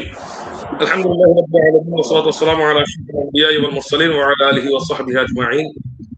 আল্লাহ পাক রব্বুল ইজ্জত আপনার আলিশান দরবারে অর্পণ করছি মাওলা, যাদের মুআদ্দাদের ব্যাপারে আপনি আমাদের জন্য ওয়াজিব করেছেন সে আহলে বাইতের ওসিলায় এই পবিত্র মুহাররমুল হারামের উসিলায় আমাদের সাথে সংযুক্ত হয়েছেন, বিশেষ করে শেখ সৈয়দ মুখতার রাজা মাসুমি সাহেব এবং ইকবাল রাজা মাসুমি সাহেব এবং যারা বিদেশ থেকে আপনাকে দেখছেন, আল্লাহ পাক প্রত্যেকের হকের মধ্যে আপনি দোয়া কবুল করুন। আমাদের প্রত্যেকের ঈমান ও আমলকে ফিরকায়ে বাতিলা থেকে হেফাজত করুন এবং সত্য এবং সঠিক পথের দিশা তথা সিরাতুল মুস্তাকিমের প্রতি যেন আমরা হতে পারি এবং ইয়ার আপনার আহলে বাইতের দিকে দেখে আসহাবে কিরামের দিকে দেখে আমাদেরকে সিরাতুল মুস্তাকিমের প্রতীক বানিয়ে দিন এবং এই অনুষ্ঠান দিন দিন আরো যেন উজ্জ্বল হয়, আরো যেন এই অনুষ্ঠান যেন আরো ভগবান হয় ঈমান এবং আকীদা রক্ষার্থে আমরা যেন প্রত্যেকেই সঠিক আকীদাতে পরিচালিত হতে পারি।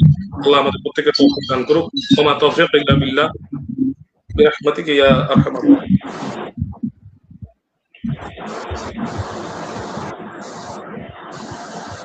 আসসালামু আলাইকুম।